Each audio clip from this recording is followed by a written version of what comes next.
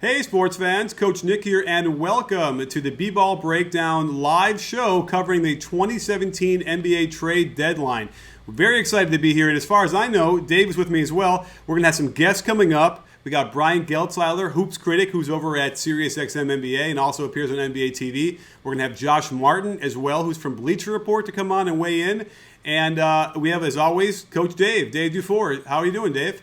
I'm doing really well. I'm in Boise, Idaho right now, and it's kind of cold. So it's nice to be inside with some hot trade action, keeping me warm. Absolutely. It's going to get hot really fast here. My computer is going to get pretty hot, too, going through Periscope, YouTube, and Facebook all at the same time. So you can find us a lot of different places, and we have lots of chances to answer your questions as well.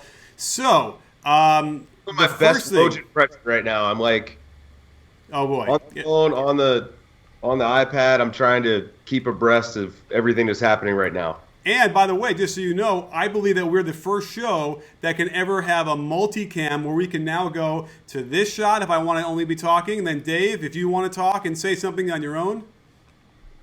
Something on my own? There you go. We have a lot of multicam stuff happening here with a really cool transition. So I don't think you're going to find that anywhere else if you go to any of these other live shows. We're going to give you that stuff. So let's get straight into the straight dope. Should we start off with, let's go backwards. What do you say? Because we have the Sacramento, or we have the Dallas-Philadelphia trade that we actually have mocked up as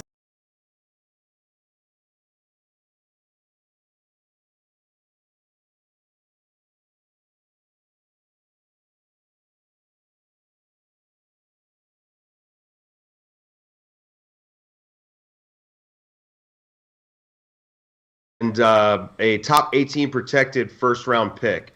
And so not really a great haul for Nerlens Noel. I guess they just assumed or figured out that they didn't want to pay him this summer. I think that they kind of lost out on a good player that they could have signed and then dealt later. It's kind of a weird trade. That top 18 protection really kills that pick, at least for this season. And, Bogut, they'll buy out Bogut, so he's kind of just a throw in there. For sure. It's a real interesting trade here because it took so long for Noel to actually get moved, and then here we are. So, all right, let's go. So what do you think this means as far as Dallas? I mean, what are they trying to do here? Well, I think that Dallas probably sees Nerlens like a lot of people do, like a young Tyson Chandler. He's the only guy in the league that averages 5 deflections a game. That's an incredible stat. Someone on Twitter tweeted that out. I think that's an incredible stat. That's a sign of, a good, active, athletic defender, which we know he is. And if he can just, in that spread pick and roll that they like to run there, if he can just be a rim runner and play defense, that's a valuable tool for Coach Carlisle. Absolutely. I've always loved Noel, and I always felt like they should have given him a chance to play alongside Embiid. And I believe Zach Lowe tweeted out they played all of 8 minutes together, I think, the whole season. We never got a chance to see how that would work because, Embiid can space the floor, and Noel could be the guy on the high post and maybe low post baseline area, and then they could wreak havoc on the defensive end. I guess it just became time, where Philly just wasn't going to give it a chance. Really just too bad. Are you lamenting that pairing not coming to fruition as much as I am? Well, not so much, but just because I prefer my fours to be floor spacers. And Noel doesn't really give you that. Embiid sort of gives you that, but he's better when he has a floor spacer with him. So not as much as you, but from an asset perspective, I just think that having this guy signed under contract, he's young. Everyone knows the defensive potential is off the charts.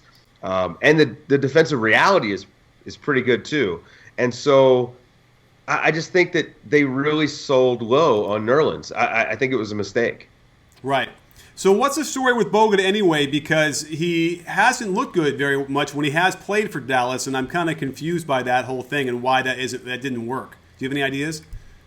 Well, I think that Bogut's it's a big health issue this year, and then also possibly a motivation issue. They're not really contenders. I mean, he's coming from back-to-back finals appearances, been a little disgruntled. and I just think that general malaise is like what I like to call it. So I think that was a big part of his performance this season. Now he has a chance to go be with a contender. He's going to be bought out unless they move him in the next 47 minutes. He's gonna be a buyout guy, and watch out for Cleveland, watch out for Boston. So we might actually see more of the Bogut that we're used to if he can go to one of those guys. For sure. Well, we have a couple minutes before we're going to bring on. Actually, wait. Now I'm forgetting what time we're supposed to bring on. Josh is coming on in a couple minutes. Am I correct in saying that? 2 minutes. Right. And then we're going to have Brian Geltzeiler coming up at 11:30 or in 15 minutes. So we got about 2 minutes before we bring in Josh. And I'm almost thinking that we should let's break into the next trade real quick before we move on to Josh, which was the Lakers. We're going backwards a little bit here. Lou Williams is going to the Rockets for Corey Brewer and the 2017 first-round pick. Now, that pick is protected, right? No, it is not. Oh, it is not protected. Right. Okay. Right. But it'll be like, one of the last 6 picks in the first round. So, yeah. This is a good trade for Houston. I like the thought of Mike D'Antoni getting another weapon, for his offense. He now has the 6th and 7th man of the year on his roster. They have so many guards that could just put the ball in the basket. It's not even fair. So I think it's a good trade. I think it's a really good trade for the Rockets. I agree. I feel like the Rockets could, needed another guard. Nice to have an extra little depth there. Although there was those rumors or whatever you want to call them that maybe they were going to deal Beverly. And yesterday I was on Twitter sort of saying that where if the Cavaliers were interested in, it was the other way around where Houston was interested in Shumpert. And I was like, well, the only player the Cavs would want would be Beverly. And people freaked out on me for even suggesting that, but that's clearly what the deal was going to be if the Rockets wanted to deal him. Yeah, and I don't like that trade for anybody.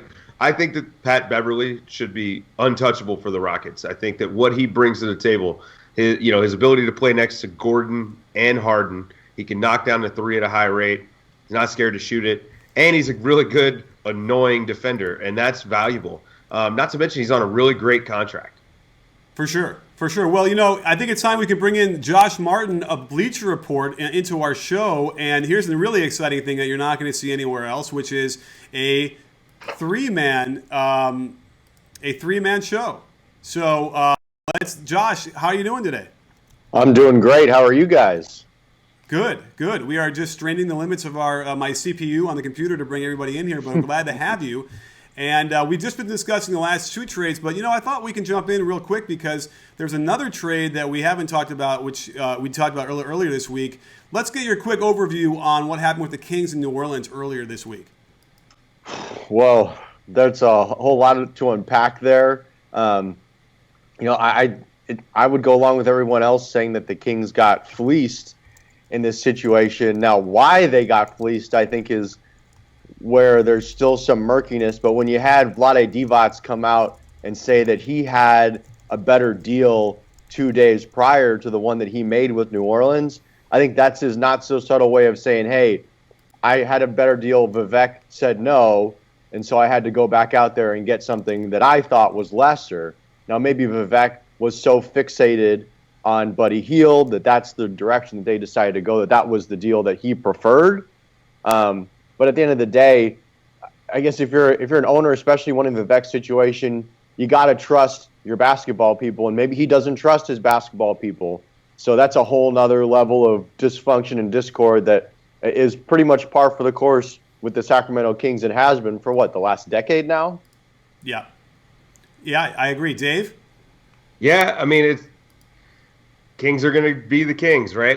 It's sad. It's sad all the way around. First of all, Boogie wanted to stay. Now, of course, there's the financial stuff, right? He wanted to stay because he wanted to get that 5-year, $209 million extension. I get that. But, this is a guy who is kind of ingrained in the community there. He's doing a lot of charitable work. I don't know if you guys saw the video, but it's very clear that he feels a fondness for the city and the people there and really had built relationships. And this is the stuff that really drives me crazy because people say that his value fell because of the character issues or the culture or whatever. Well, the Kings have no culture.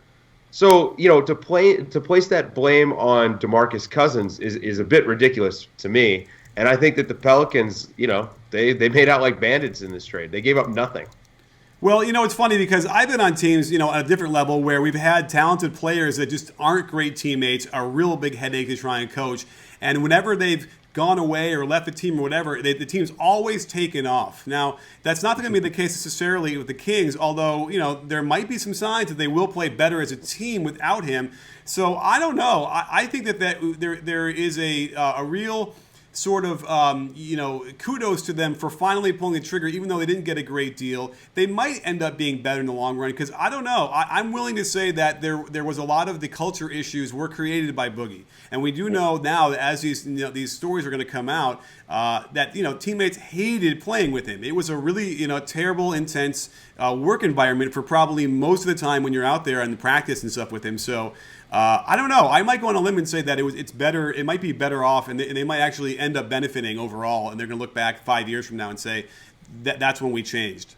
Yeah, I think we'll see at the very least like an interesting, maybe a potential immediate bump in them winning some games here. But I think in the long run, the problem is that their pick this year is so encumbered.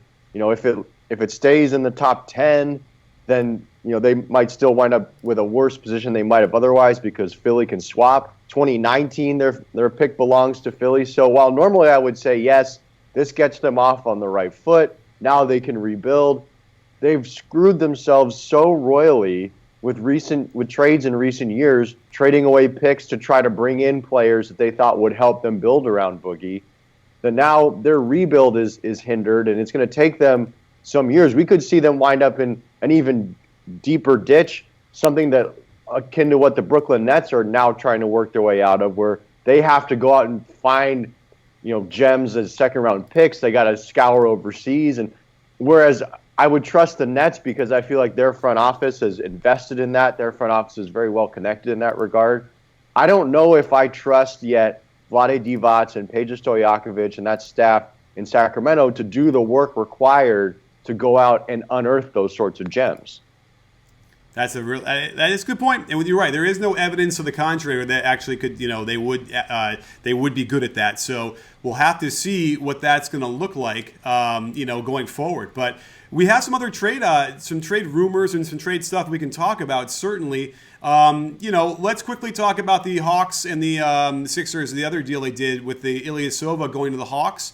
And the Sixers getting Tiago Splitter, or the corpse of Tiago Splitter, and perhaps some draft picks in and around there. What do we think of it? Is there anything that's going to move a needle on this trade, Josh?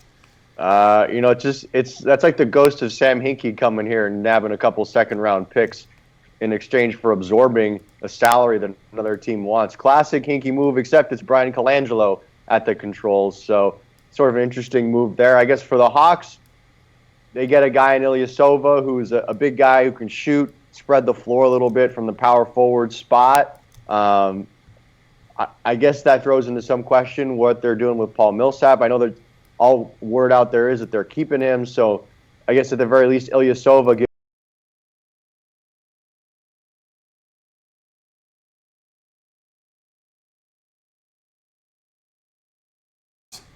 Yeah, I think Ilyasova allows you to not play Mike Muscala as much, which is nice. He's kind of a tough stretch four, which is nice to see. I think he's kind of like, let's say 75% of Paul Millsap as a player.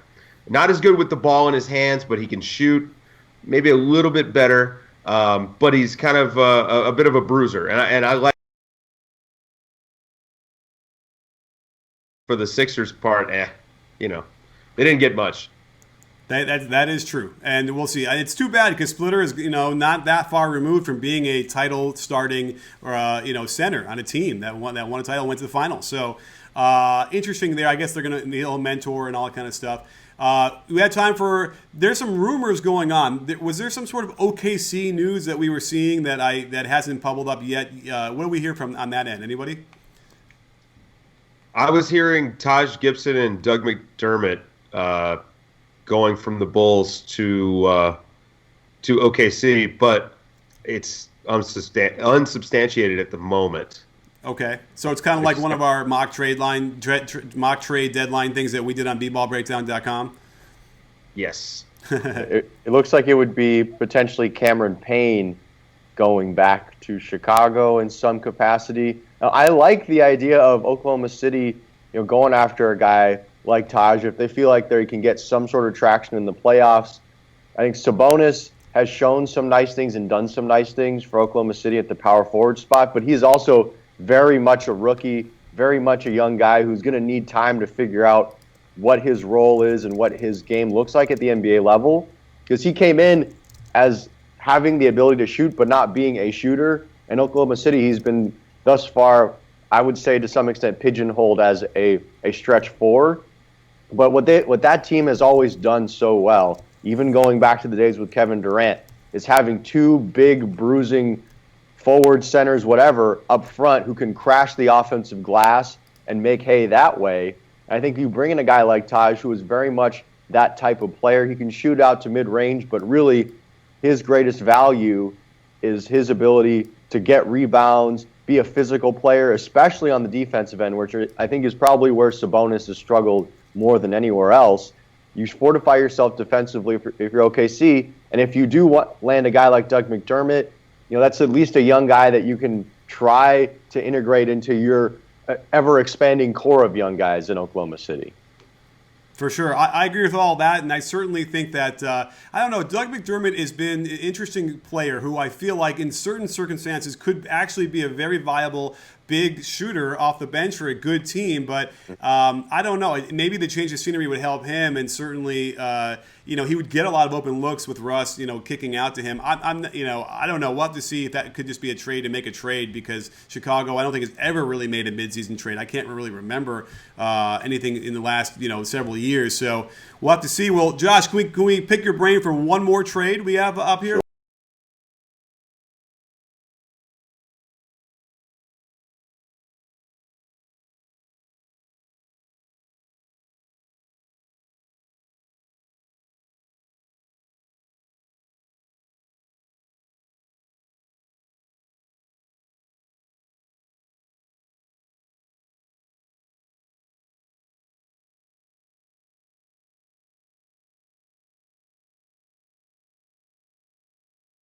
Keep going. Sorry. Keep going. It's all good. So in Bogdanovich, the Wizards get a guy who can be a shooter and scorer off their bench. They had the second lowest scoring bench in the league coming into the All-Star break, so they certainly need some help. They've got a great starting lineup, and having Bogdanovich as a guy who can take some pressure off of their starters to score, he makes it so they don't have to rely as much on Kelly Oubre, who has shown some nice things, especially on the defensive end, but still has a ways to go on the offensive end. And in McCullough, the Wizards give up essentially their first-round pick this year, but they get in exchange an interesting prospect in McCullough. I think he's 6'11", has some range on his shot, can shoot out to three. I don't know that he's going to be an impact player in the NBA next year or the year after or how long down the line, if ever. But that's a guy that if you're the Wizards, I think you'd willingly gamble on that. Maybe he can play some center for you. Maybe he can play some four, and you can bring him along slowly with a fairly, what I guess you would call a young veteran core. Dave? Yeah, I love Bohan. That's one of my favorite dudes. I love that he can shoot a deep three ball. He can handle the ball pretty well. He's a decent passer. He could actually help solve some of the issues they've had with those second units and Trey Burke, basically. He could sort of be a pseudo, not, traditional point guard, but he could handle the ball enough and play make enough that maybe they don't die in the playoffs because they didn't go get a point guard. But I actually like him in a small ball lineup next to Otto Porter at the four. I think we're going to see some really interesting stuff. Scotty Brooks has been fantastic this year. His offense is really nice and wide open. He's fully maximizing John Wall and Bradley Beal in a way that no coach has done yet. And I'm really excited to see how it looks with another guy who can play basketball on that team. I mean, I've been very upfront, open about how much I love this Wizards team for the last couple months, and I think that this helps them come playoff time. And I really think they're the biggest threat to the Cavs in the East. And this has made it even more so. I agree wholeheartedly, and I think that if Jan Mahimi can finally get back and get the rust off and be an effective player, and they have to get Burke on the bench, they cannot play him. I don't know what happened to him from Michigan, but he is not the same player. He doesn't handle the ball well. He can't shoot very well. So if Bogdanovich can really fill that void and give them, 30 or 40% more production out of that role, then yeah, that's exciting. And we know that Bogdanovich probably will not be intimidated in the playoff settings. So that will be a really great move for them. And, it's probably about as much as they could do, I'd imagine, right? There's not much else they could have done to shore up without breaking up some serious good chemistry they already have. I don't know that there's much need for them to do much more than that because they do have a really strong starting lineup. That duo of Beal and Wall has been great. And if you're trying to get something more as the Wizards, you're probably going to have to give up Otto Porter in some capacity. And I don't think the Wizards would want to do that at this point. He's developed really nicely. He's leading the league in three-point shooting. Who knows if that's an anomaly, but he's a young guy who's gotten better and better as the years have gone on, and I think could be a really nice piece for them and is someone that they're going to lay out a whole lot of money to keep. And unless the Wizards were in a position where they're like, we're not convinced that Otto Porter is the dude at that spot, then you consider moving him. But it doesn't seem like they're at that point with him. Guys, we have a trade. Well, we have a trade? Yes. Well, you know what? We're going to have to bring on Brian Geltzeiler in a minute to talk about it. So, and you know what, Josh, you probably have to write something about this new trade. So we're going to break that right now as we say goodbye to Josh. Thank you so much for coming on the show. And you guys, everyone can follow Josh at Josh Martin NBA. And we'll talk to you real soon. All right, buddy? All right. Thanks for having me on, guys. Enjoy. You got it. Take care, Josh. So, Dave, why don't you break the trade, and then we'll try and get Brian in here in a second via Skype, audio. And, of course, now I'm looking for the details, but KJ McDaniels has been traded from the Rockets to the Brooklyn Nets. Okay. And I'm realizing now that you are now cut off because Skype is a terrible thing. Okay, let me see if I can quickly adjust these. You tell me what the trade is and go through it while I'm doing this. So let's see. It looks like KJ McDaniels to the Nets, and I don't have any other details yet. Okay. KJ McDaniels to the Nets. All right. Well, we thought that maybe KJ would get moved, right? Yeah. I mean, he definitely was a candidate. Wasn't getting any run, despite my efforts this summer to sell him as a guy that D'Antoni would maximize. It just didn't come to fruition. And so now he's going to a Nets team that, frankly, he will probably get minutes on because they don't have a whole lot of talent. And right. You might as well throw stuff at the wall and see what sticks. So this also opens up about $3 million in cap space for Houston to use on the buyout market. So they may have just traded him for the cap space. Okay, well, I'm trying to add Brian in there, and hopefully that will work. But I don't know. What do you think, Dave? It dialed something, but I don't see anything ringing.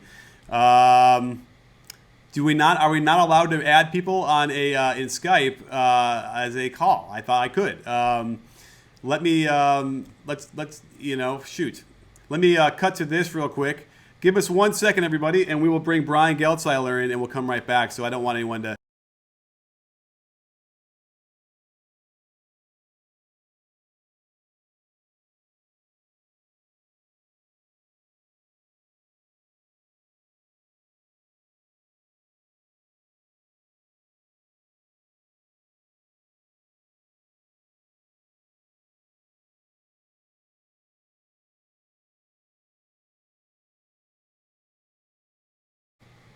Okay, we're going to bring Brian in here, I think, as we're dialing him right now. Let's see if he answers. And, of course, now Dave is again cropped out strangely. This is interesting. All right, so this is live. We'll have to, this will be what we learn here.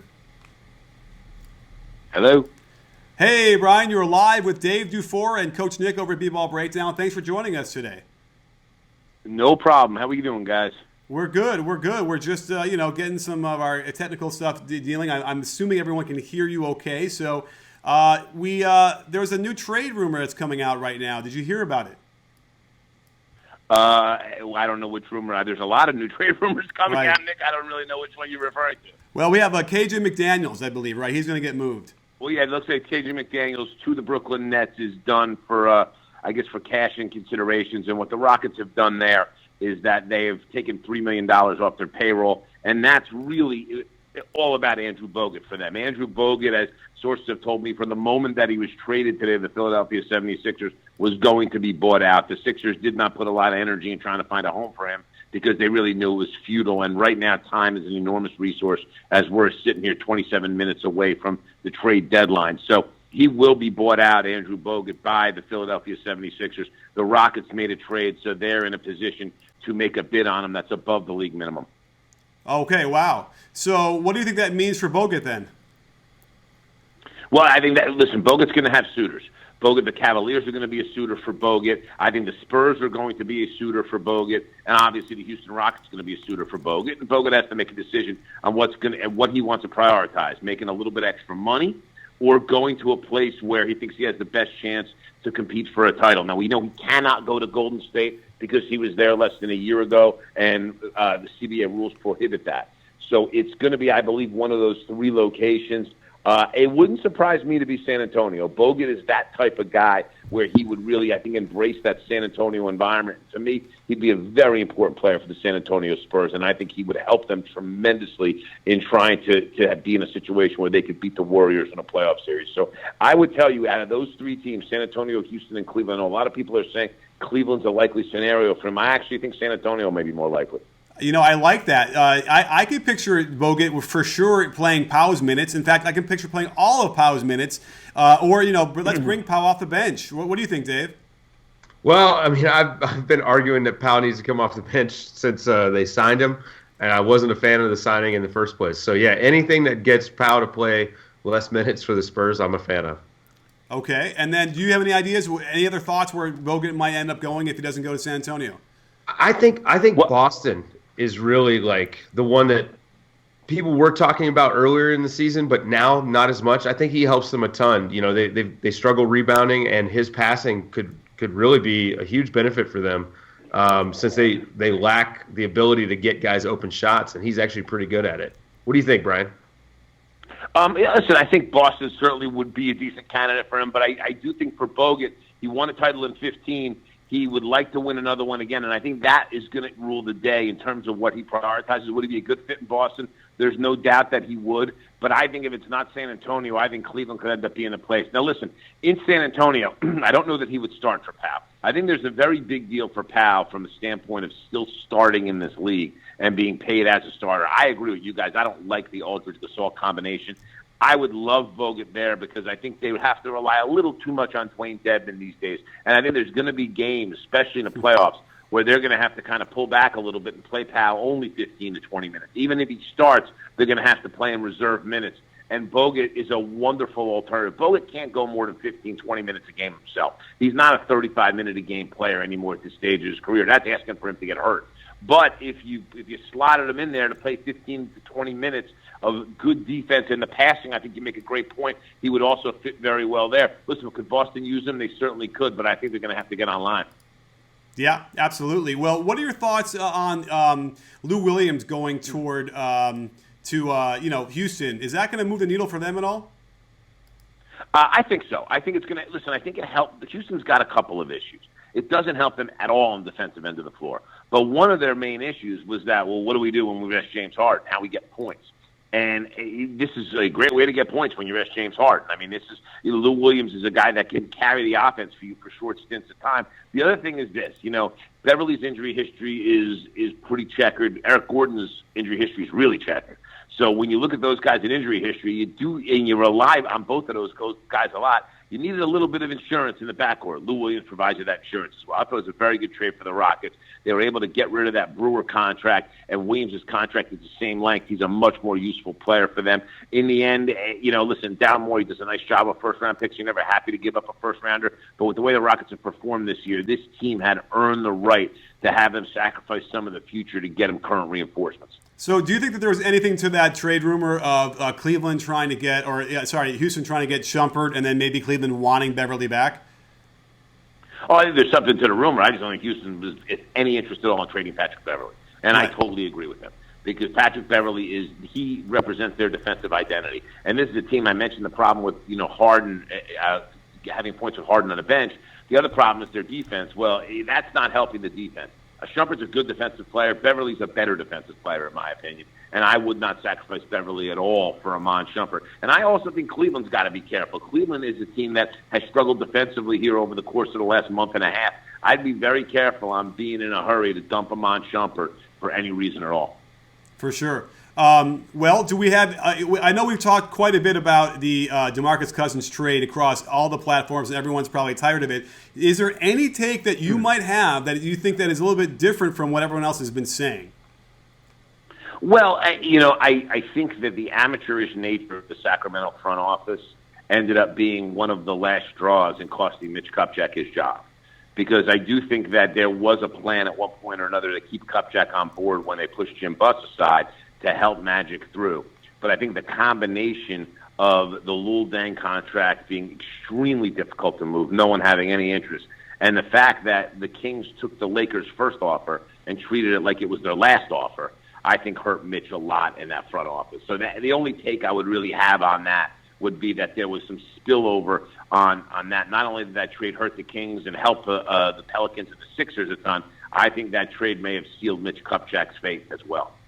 Yeah, and it's fascinating when you think about that, how all these trades kind of interact and send ripple effects across the whole league. Has anything changed your mind? The Warriors are still the pick to win the whole thing, right? Has to be right now. But, listen, there's a reason they play the games. You got to stay healthy. You got to beat people when you can beat people. And I do say this about the Warriors. With the Jazz and the Grizzlies out there potentially for a second-round series who will both slow the tempo on them and play a grinding type of style against them and try to take them out of their open court game, there are some tough matchups ahead of them. I mean, listen, this could get tough for the Warriors. If their first round is the Pelicans, their second round is the Jazz, and their third round is the Spurs, that's not exactly a cakewalk because all three teams, first of all, the Pelicans with the size, but the other two teams, the Jazz and the Spurs, are going to play them slow. They're going to walk the ball off the floor and look to take Golden State out of their transition game, which is a big source of easy buckets for them. Listen, Golden State's got too much talent in the end. But by the same token, what they have to go through to get out of the Western Conference will have a direct effect in where they are in the NBA Finals. Well, Brian, I can't thank you enough for joining us and really giving us some amazing insight here and hopping on we're setting the trend here, bringing in people live on Periscope via telephone. I can't thank you enough for being part of that, and we'll talk to you soon. Look forward to it, guys. Always my pleasure. Take care. You got it. All right. Well, Dave, that was a lot of information packed into a very short time. So fantastic. Yeah, Brian brings it. I'm telling you, it's pretty amazing. So, where are we at now? Anything else that you've been scanning on Twitter? Look, just like everyone else, and I know Woj is doing a live show, and everybody loves Woj, and he's a great guy. Man, I've got my Woj tab open. I've got my Woj alerts on.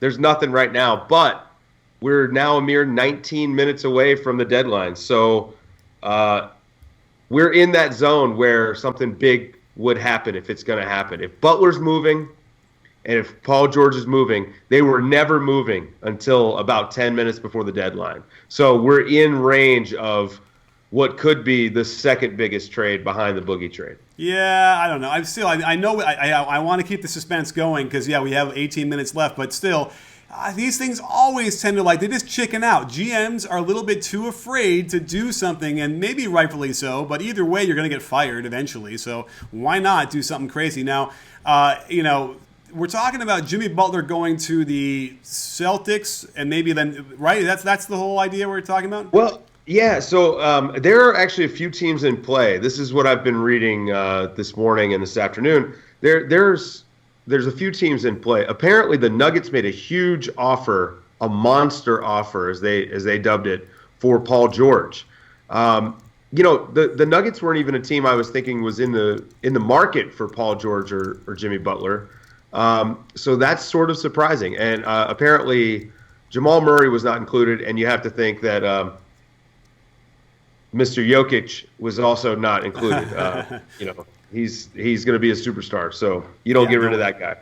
So I still think Boston's the favorite. That Nets pick that's probably going to be 1 through 3 is valuable. I mean, there are a couple of guys that could be your point guard of the future, and by the future I mean for like 10 years. We do have a trade. Hang on, just coming over. Okay. All right. OKC and Chicago are nearing an agreement to send Cameron Payne to Chicago for Doug McDermott and Taj Gibson. I'm sure there'll be some other moving parts in there to make the salaries work. Who's reporting that? That is Woj. Actually, no, sorry. That's Shams Charania. Oh, okay. Because I'm thinking maybe I'll bring up Mark Stein's Twitter and let's see who's the best guy I should have on here. I could probably cut to it if I can if I figure that one out. Either way, you know what I wanted to bring up real quick as we talking about Denver was this notion that maybe Toronto was going to trade to get Wilson Chandler, but they didn't want to give up a first-round pick. Did you hear that? What was that? That they didn't want it. They wanted Wilson Chandler, but they didn't want to give up a first-round pick for it. And I think that was just ludicrous. I feel like their first-round pick, even in the deep draft, isn't going to be that great, and chances are won't be great. And good. Yeah, and Wilson Chandler would be they need as much talent as they can get, and I kind of find that crazy that they wouldn't pull a deal on that. Well, they must have something else that they were working on that they wanted to use that pick for, but yeah, Wilson Chandler is definitely good enough for that. I mean, like there's not a single team in the league that couldn't use a Wilson Chandler, including the Nuggets. We got a little bit of news. Sam Amick is reporting on Twitter that outside of a title chance in Indy, that he is going to LA. And I mean, next year's the last year of his deal. Right. So you mean he's going to LA as a free agent when his deal's over, or? Yeah, but if that's the case, I have to think that Larry Bird and Magic Johnson are playing one-on-one right now, trying to trying to work something out. Let's see. Roy Hibbert just got shipped to the Denver Nuggets, I think. Really? Yes. Wow. I'm going to get some graphics going on here in 1 second because I want to be able to share this with everybody because that seems like some craziness here. I got Woj's feed about to be up here in a second. Sorry.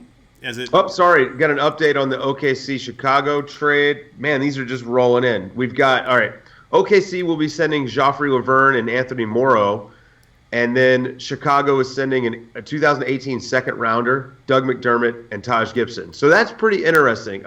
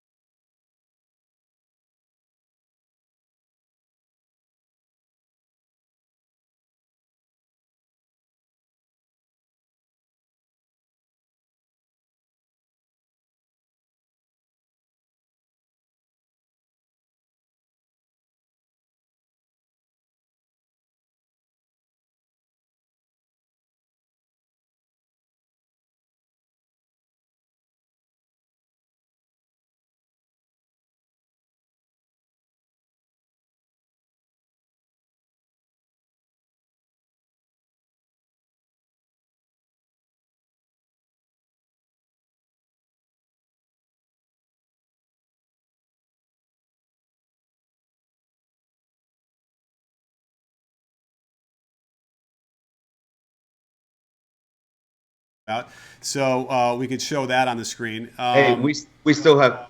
There we go. Yeah, our audio's there. I see the levels. Okay. I think we're good. So anyway, okay.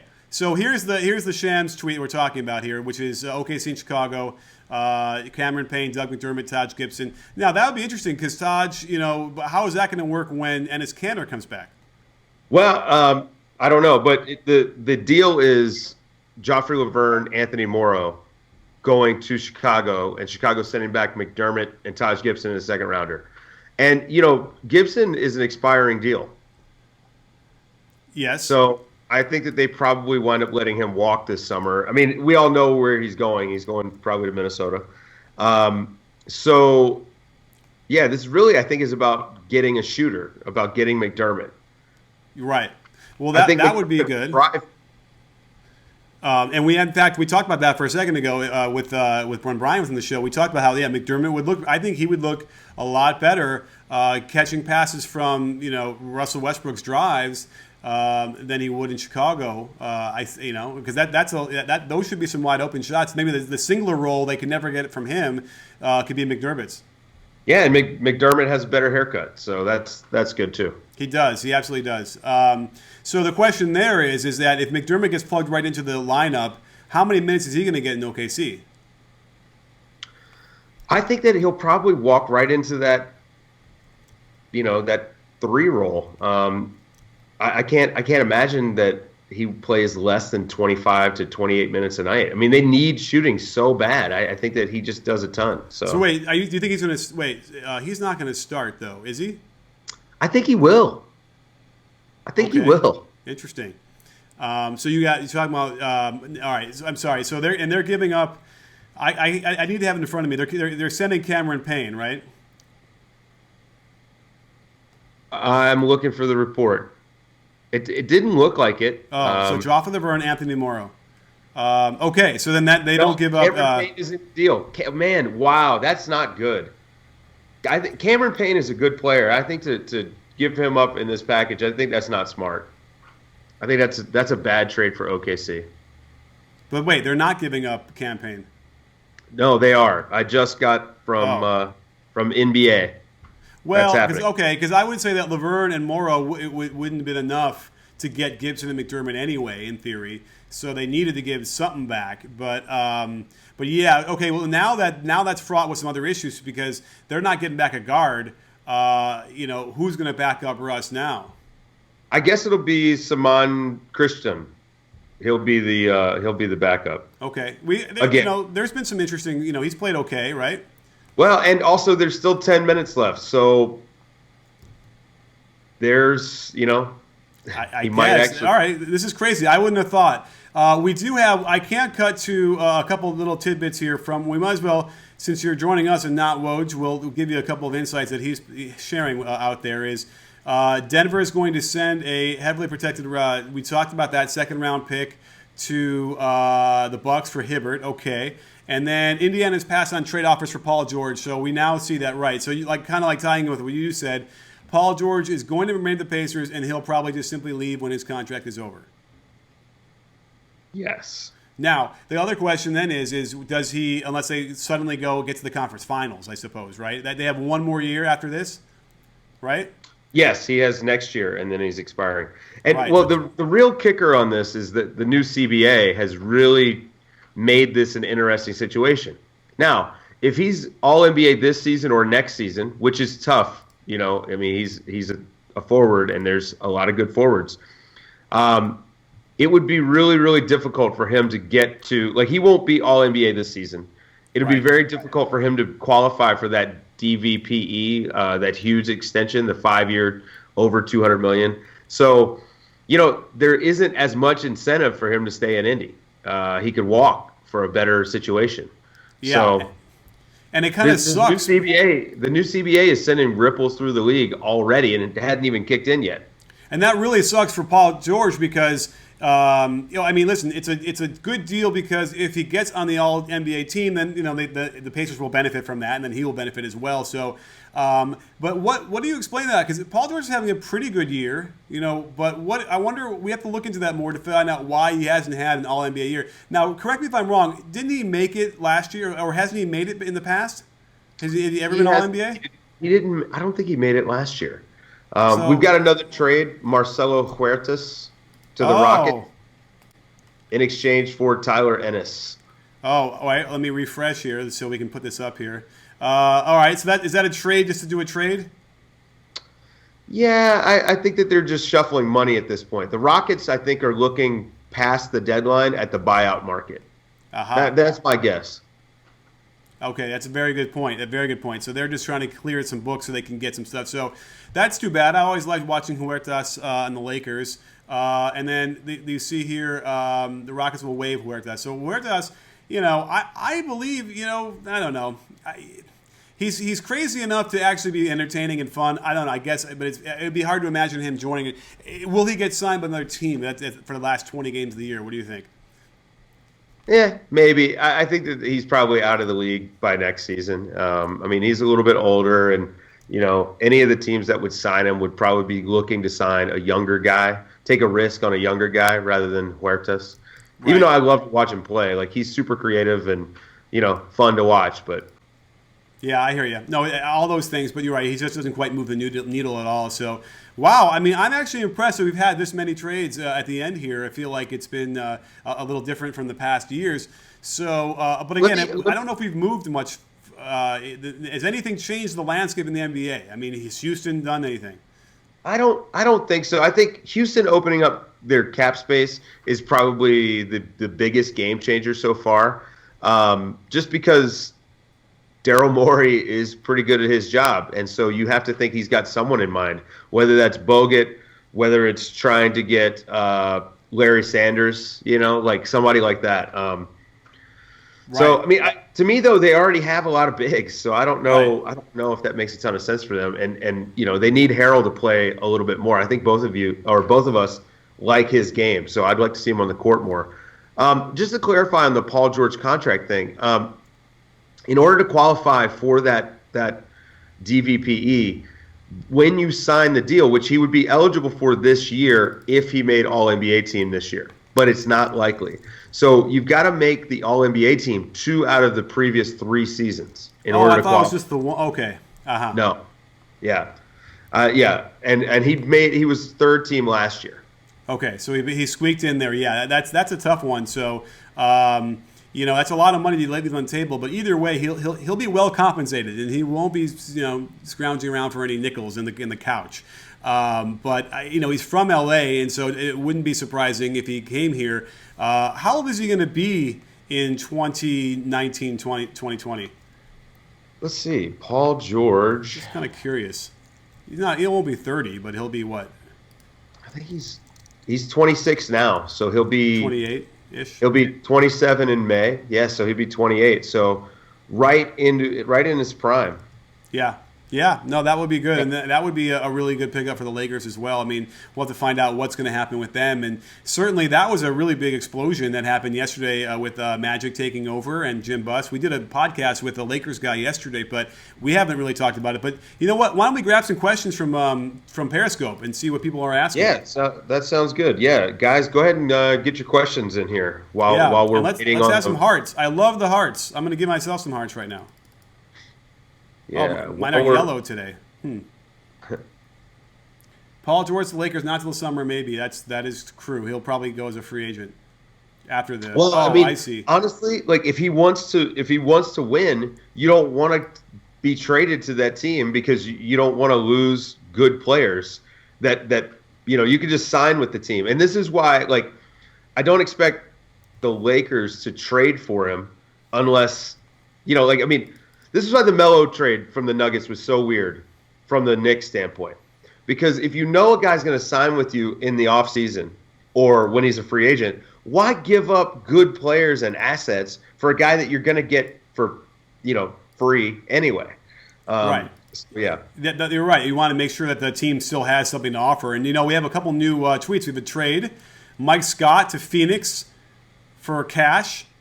All right. It's always good when you're traded for, it's like Almost Famous when you're traded for whatever it was, a case of beer. So that's interesting. So Atlanta is wonder what that's about. Is that a precursor to something right before the trade deadline? It must be. There must be a bigger move coming, or Atlanta, like Houston, is clearing out roster spots and cap space to see what the buyout market looks like. Darren Williams is probably going to get bought out. There's a lot of guys that will be able to affect a playoff series. Oh, that's true too. And so I'm wondering if these two tweets that we see together maybe are related. I can't imagine Atlanta wants Okafor, but I don't know. I mean, that's crazy if they're going to get this far and then finally pull a deal on Okafor and Noel in the same day. I guess that means they're going all in. And they also traded Ilyasova, right? Yes, they sent him to Atlanta. So that's interesting because now Philadelphia is kind of cleaning out their front court a little bit, which I suppose simply means that they want to play Embiid and Saric, a lot more. And then I guess we're waiting for Ben Simmons to come back. Yeah. You know, if I can for a second, I want to talk a little bit about this Nets pick. It, to me, is the only real unicorn in the NBA. Like, it's the only thing that it's priceless. It has too much value. If Boston keeps it, what are they going to do? Draft another guard? Markelle Fultz, right? Like, if they get the number 1 pick, they have to take him. He's the best talent in the draft. So I don't know, man. I think that if you missed out on Paul George, and of course, if he's saying he's going to LA, maybe that is why they didn't pull the trigger. But if you missed out on Paul George and you missed out on Jimmy Butler because you're unwilling to trade that pick, you're keeping that pick. Like, that pick is not going anywhere. I just can't imagine it's going anywhere. Right, but I thought you were going to say, though, was if you do that, then you're an idiot. Like, why would you keep that pick when you had a chance to get either of those 2 players? Well, right? Or you don't think that you're going to be able to put a team together that can beat LeBron. Yeah, all right, so you want to wait one more. Yeah, and that's true, too. And by the way, that's another thing is when we've seen singular players like Michael or LeBron, what that ends up doing to a lot of teams is simply like they're just going to have to sit on their hands and be like, I'm out, and let me know when he starts to really decline, and then we're going to be prepared for that. It doesn't happen all the time, and I feel like maybe in between, I guess Shaq was like that, but in between like the sort of Shaq dominant years, and because I don't even think Kobe kind of felt that way, but and like LeBron, there wasn't that many years. There's always some guy out there that just influences everybody's moves. I don't know though. I still feel like they could have pulled the trigger and then had it ready to go. They would have been in their 3rd year of their contracts and ready to beat LeBron's teams. I agree. I mean, I just think that, again, it's kicking the can down the road. We'll be hearing about this Nets pick. I mean, maybe he's trying to save it for the draft, and if it's the number 1 pick, he could basically, it's like a blank check, and he could take, whoever he wants. I don't know. Yeah, but if you're trying to win a championship, you got to do it. So it's now 3:00. So the deadline. Okay, in honor of the trade deadline coming up, let's do what we always do as an annual rite of passage in our Periscopes. Let's all hit the share button at the same time. Now, let's see what happens if we can break Twitter a little bit with a whole bunch of tweets letting them know, because we're here for another half an hour at least to go over. Because remember, even though the trade deadline just hit now, there's always stuff that had been half submitted and they'll still accept it and whatever. We've seen that in the past too. So I'm sure we're gonna have to keep our eyes out on Woj's Twitter feed to find out what's going to be breaking. But other than that, let's talk about what else can we talk about. Let's ask some questions. What other questions do we have over on Periscope? Throw them out there. We're going to jump in and grab them right now as they come up. So let us know. Here's a trade. Hey, this is a trade that you and I have talked about in the past that I thought would be perfect. PJ Tucker just got traded to the Toronto Raptors. I think that is a fantastic trade for the Raptors, which with the Tyson Chandler thing Wilson Chandler thing we were talking about before makes that make a little bit more sense. So maybe this is something they've been kind of working on for a while.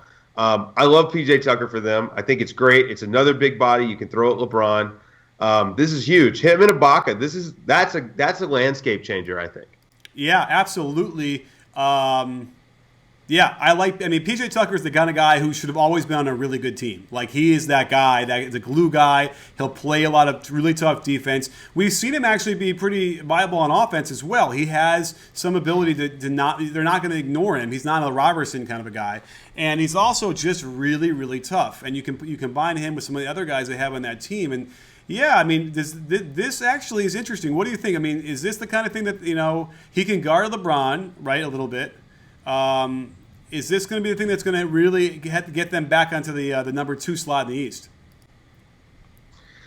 Well, you hope. They went through this really, really tough patch and slid. I think they're in 5th right now, and you hope that bringing in Ibaka and bringing in Tucker really shakes things up for them. From a defensive standpoint, this should help. PJ Tucker is a good defender. Ibaka is decent. This should help them quite a bit defensively, which is where they've really struggled, which is crazy because they've traditionally been the other way, where they're a little bit better at defense and not good at offense. And so, when all those tough looks they were getting, they stopped falling. This is when they started having trouble. So PJ, he can spot up and shoot threes, and he's a good defender. I really love this trade for them. Yeah.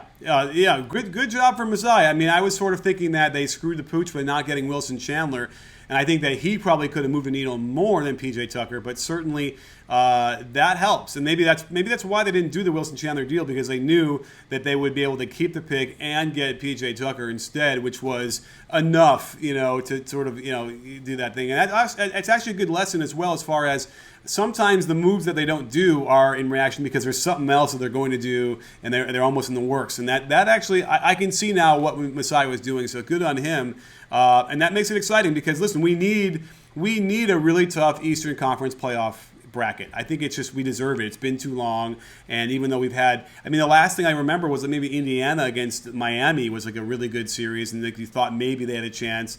Maybe when the Bulls had a chance to be up 3-2 and then they blew it on that LeBron corner three or whatever that was. But we need more of those. I want to see at least 2 or 3 simultaneous playoff series going that are like really dramatic. So the rest of that deal just came through, and it's almost the exact deal that I said that they should do. So they're sending Jared Sullinger and 2 future seconds for PJ Tucker. Jared Sullinger will be expiring this summer. Great deal for Phoenix, too, if you're trying to get younger and kind of tank a little bit, which they are. They were shopping Brandon Knight all day looking for a second-round pick, which is crazy because they traded a good first for him. So, they really have committed now to trying to bottom out. So I think that's smart for them. I'm kind of surprised. I know that Tyson Chandler really loves being there, and they love what he does for their culture, but I don't see the fit for the team. He's a good player, but you want to get worse if you're the Suns, and Tyson Chandler is too good. Right. Well, so wait, what do you think that means for Tyson Chandler then? Well, I don't think he's a buyout candidate because he's got too many years left on his deal and he's making too much money. So I think that he's just going to stay in Phoenix. Maybe they hope that this summer they can trade for LaMarcus Aldridge, and that having them together does something. I think that there's a decent chance Aldridge is moved this summer, and maybe Phoenix is going to try to put the band together for the first time. So I don't know. Because Phoenix, if you're looking at that, the Warriors are still on the upswing here. The Spurs will be there for a while. So if you're looking long term for the Suns and when they feel like they actually could compete, it's still not going to be for 2 years, I would imagine. And that's when guys like Devin Booker will really kind of be coming into their own. So I don't know. I'm surprised that Tyson Chandler is still there because, although that said, there might not be a big market for him, right? I don't know if people think that he is really that viable anymore. You know what? I think there's a market for him. The way he's been rebounding, I feel like he could have been great for the Celtics. Of course, the money is an issue there and making that work, but I think he could have been great for the Celtics. I think he could have been good for a lot of people. But I just, again, they like what he brings from a culture perspective. And he's a leader in the locker room. Great guy to have around your young guys because, he's a good role model. He sets the tone. And he competes really, really hard. Now, what that means going forward, I don't know. Maybe he gets moved, this summer or in the draft or something like that. But, I don't know. That whole thing was weird when they signed him anyway. So Woj is reporting that the Boston Celtics are making no deals. They are standing pat. So, kicking the can down the road. Hard to believe after all that, right? After all these assets, they've been doing this for years, and they've had these picks, and they haven't done anything with them. So, clearly there wasn't a deal that would move the needle enough for them. Well, our good buddy Danny LaRue, he just sent out a great tweet. No one in sports has drier powder than Danny Ainge. He is definitely keeping the powder dry. So, maybe there's a chance, we don't know the inner workings, but maybe they just really love Markelle Fultz. Maybe they just, see him as this is a generational talent or something like that. The guy's really good. He's like Dwayne Wade with a 3. Right. But how does that work when you're talking about Avery Bradley, Marcus Smart, Isaiah Thomas? There's not a lot of room for him, or not a lot of minutes for him to play. And so, obviously that means someone's going to have to move. I guess, you know what, they might have wanted to say, let's give the fans a nice run. Let's not break it up now, knowing that we could have gotten something. I don't know. It doesn't make a lot of sense to me because clearly they're not going to compete. I think it would be a surprise if they made the conference finals, wouldn't it? I would be surprised, even though, I mean, they're playing well, but once everything slows down in the playoffs, their lack of rebounding is really going to hurt them. Fewer possessions in playoff games, and you need to get more of those rebounds. So. Yep. All right. Well, there's a new tweet from Woj saying, was part of okay. Oh, I see. So Ryan McDonough had already had was part of the front office that drafted Sullinger, and that's why they like him. I mean, Sullinger doesn't really have a future in the league, does he? Yeah, he's just not athletic, and he's not a good shooter. And he's not healthy, so it's hard to stay in the league when that's happening. So yeah. Other than that, he's perfect. But I don't know. The other problem about the not athletic part is I just have to say, like when I see certain guys in the league who just aren't lean, I have a problem. I just have a real problem. Like Jared Dudley, he's a great teammate. He's a great guy. He's really fun. But the guys like that, I don't know. I mean, unless you can show me some sort of medical issue where a pro athlete cannot get lean and get really fit, then I just have a real problem with that. And Sullinger is certainly in that camp where he's just leaving way too much on the table where he could be a lot better, and that's probably something to do with the injuries as well. And so it just frustrates me because there's talent there. Yeah, I agree with you. For anybody watching, Coach Thorpe or listening, Coach Thorpe brings up the body stuff a lot, especially when he talks about DeMarcus and Sullinger and these kind of guys.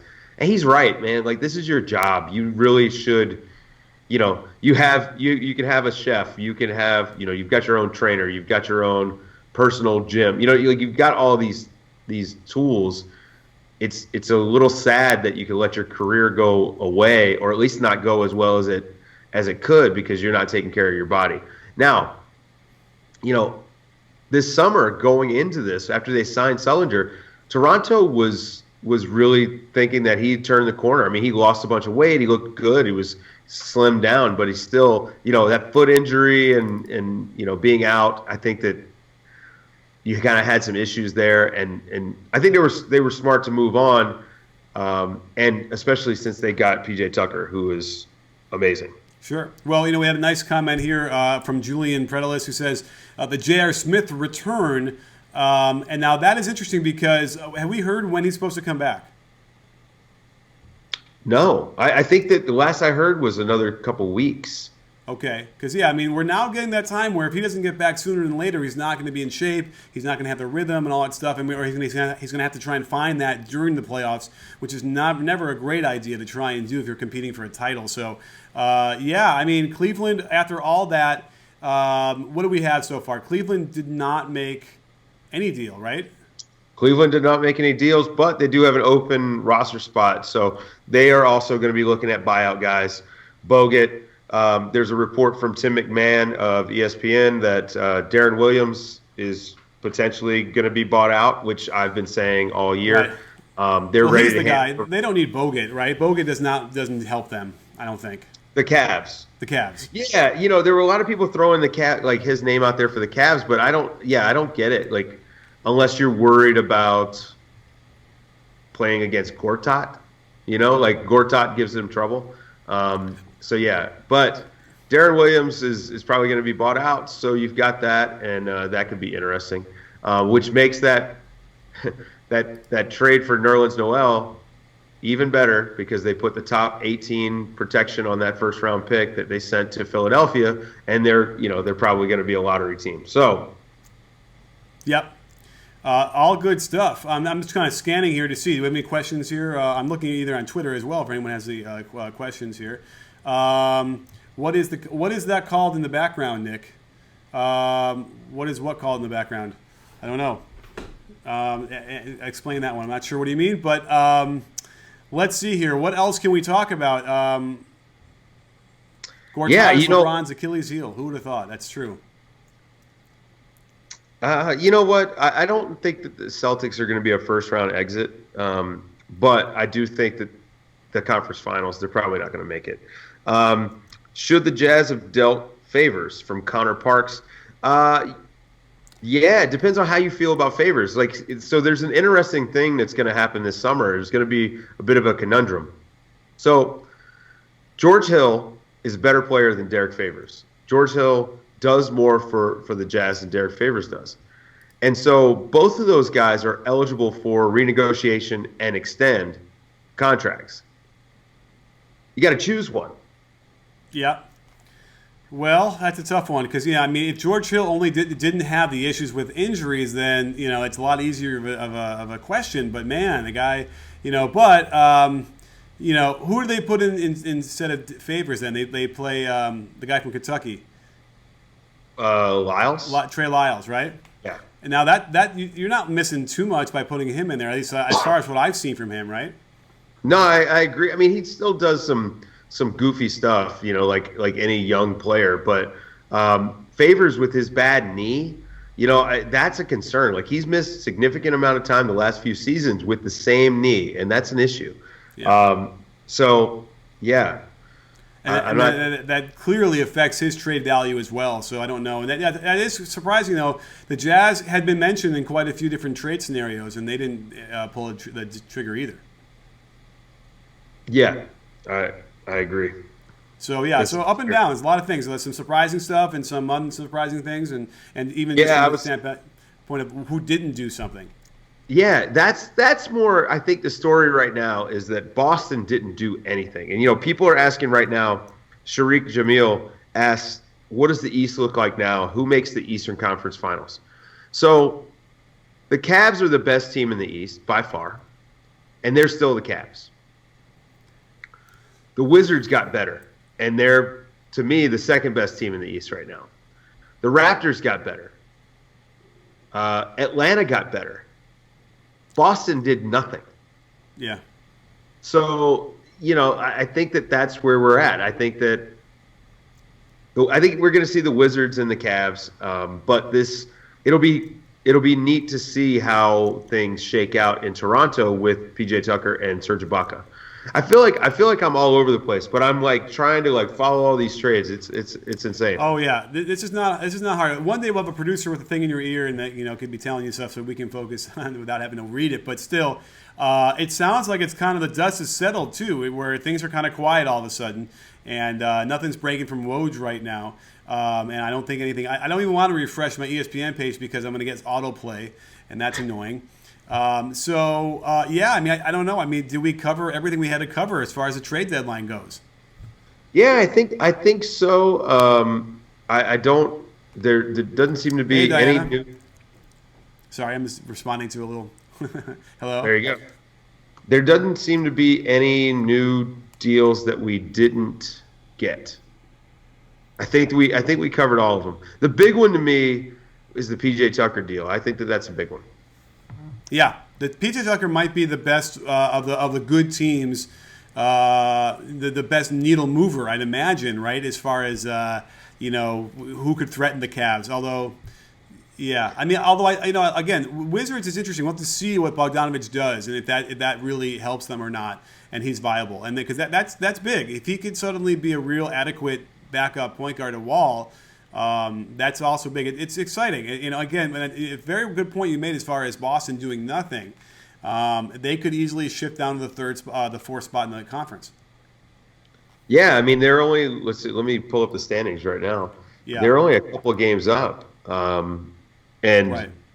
Let's see. Yeah, they're 2 games up on the Wizards, and I just think the Wizards are so good, man, and they're playing so well. Yeah.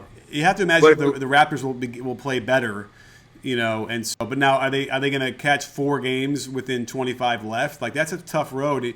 By the way, that's the other thing is I don't even know if people realize with the Kings and they're back. Wait a minute, they're a game and a half back. Yeah, they're right outside. Oh, did I misread? I swear it was 2 games the other day when there hadn't been any games played. That's really weird. But either way, okay, that's a lot closer. I'm sorry, I'm just looking at the Pelicans. The Pelicans are 2.5 back, and that's the thing that's interesting is that there's 25 games left. 2.5 games, it's doable, but that's not so easy, right? It's not. I mean, I'm looking right now because someone asked who gets the 8th spot in the East, and 6 through 8 are separated by 2 games total, and then you've got the Bucks a game out of the 8th spot, and then the Heat yeah, a game behind them, and then the Hornets. The Hornets are 2.5 games behind the 8th seed, and that's shocking to me. It really, I think the Hornets could come back and make the playoffs. 2.5 games made up over 25 games. When you're trying to catch the Bulls and the Pistons, it's much easier. Right. And how about the Charlotte Hornets not making a deal at all or not doing anything? And they've always been sort of whispered and stuff. I think they might need to just sort of. I know they tried tanking and it didn't work. It was a sad story for them, but it might be time to kind of tear this thing down a little bit. Yeah, I agree. I think it is. I mean, you've got Kemba that you can build around. But man, outside of that, like MKG and his lack of offense is not great. I like Batum, but for his contract, does he really give you enough? I don't know. Right. We had an interesting question on Twitter I just saw from Daddy Longlegs, who says, Rockets need a defender. Why bring in Lou Williams? Doesn't make much sense to me. And, that is true, but they have defenders in sort of other positions that they can kind of maybe hide him. And let me make one thing clear. Lou has actually been playing decent defense this year, as Nick Young. They've displayed the ability to do it when they're in whatever environment they're happy with. So I might not sort of poo-poo Lou Williams' defense all that yet, but then again, if he can score, then maybe he can mitigate any of the bad defense by outscoring the other team, which is probably what they're looking at from a analytics standpoint. Certainly his offense far outweighs the issues he might have on defense. Yeah, I get that. Let's see, one more. Looks like Terrence Jones is going to be waived by the Pelicans. So there's another buyout guy.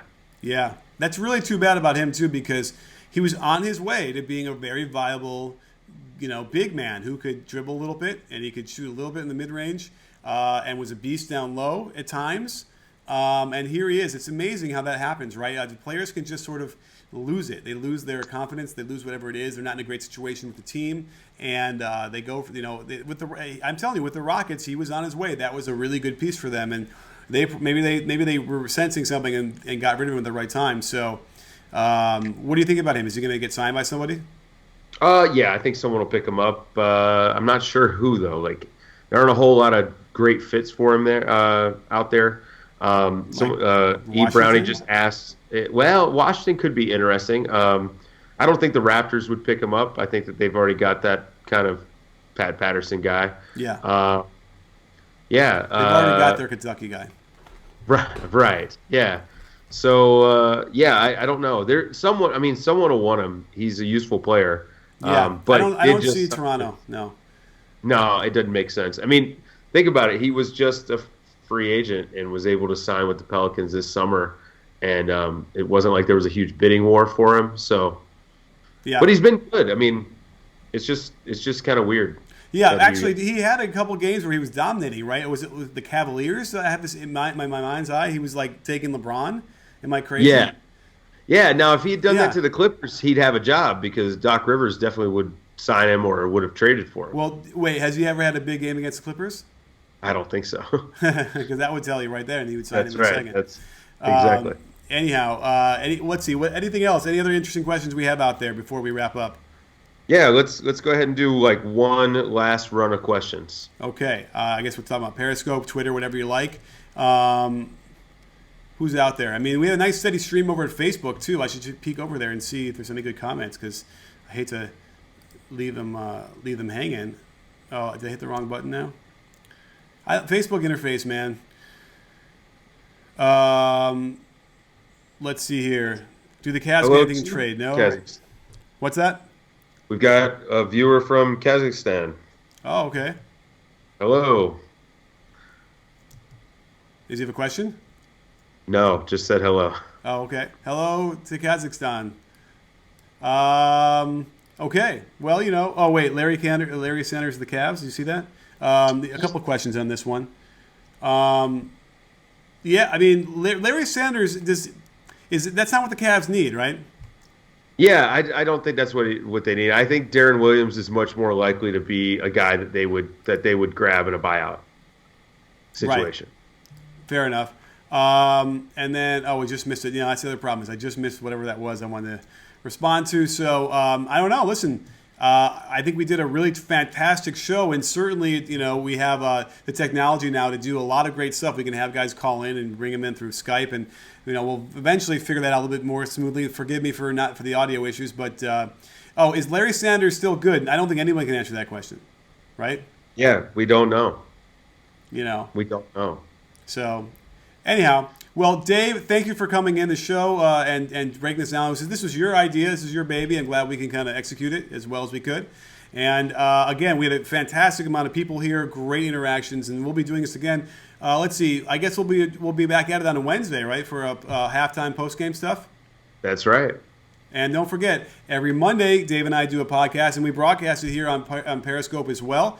And then we'll be jumping on as other stuff happens. So if Darren Williams gets picked up and we want to comment on that real quick, we will jump in there and we'll find you wherever you might be across the country in your Vanagon. Vanagon or wagon something?